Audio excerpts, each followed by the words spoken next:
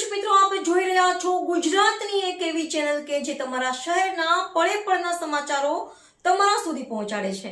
સ્વાગત છે આપનું A1 અભિક્રાઇમ ન્યૂઝમાં। હું છું એન્કર અર્પિતા પટેલ। ગાંધીધામમાં પેપર લીક અને મોંઘવારી વિરોધમાં યોજાઈ મસાલ રેલી। ગાંધીધામના સર્કિટ હાઉસ ખાતે પૂર્વ કચ્છ જિલ્લા યુવક કોંગ્રેસની મહત્વની કારોબારી બેઠક યોજાઈ ગઈ છે। કારોબારી બેઠક પૂર્ણ થયા બાદ યુવક કોંગ્રેસના કાર્યકરો દ્વારા દેશભરમાં ચર્ચાસ્પદ બનેલા નીટ પરીક્ષા પેપર લીક કૌભાંડ, વધતી જતી મોંઘવારી તેમજ પેટ્રોલ ડીઝલના ભાવ વધારો સામે જાહેર જનતાના સમર્થન સાથે વિરોધ નોંધવામાં મસાલ રેલી યોજવામાં આવી હતી।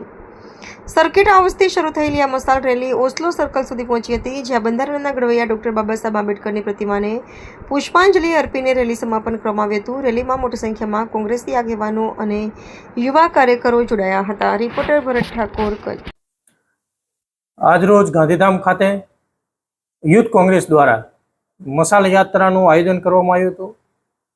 મસાલ યાત્રા દ્વારા અમે સંદેશ આપવા માંગીએ છીએ સમગ્ર ગુજરાતમાં કે જે રીતે દિન પ્રતિદિન પેટ્રોલ ડીઝલના ભાવ વધી રહ્યા છે, લોકો ત્રાહિમામ છે અને જે ત્રાહિમામ લોકો છે, ખેડૂતો પરેશાન છે, સામાન્ય નાગરિક પરેશાન છે, એના વિરોધમાં મસાલ યાત્રા છે અમારી।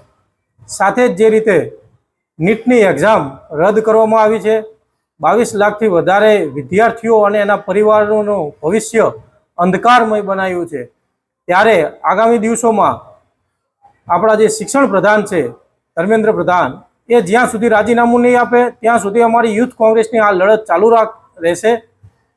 આજે ગાંધીધામ ખાતે છે, સાથે જ સમગ્ર ગુજરાતની અંદર આંદોલનો ચાલી રહ્યા છે અને જ્યાં સુધી દેવેન્દ્ર પ્રધાન રાજીનામું નહીં આપે ત્યાં સુધી અમારી આ લડત ચાલુ રહેશે।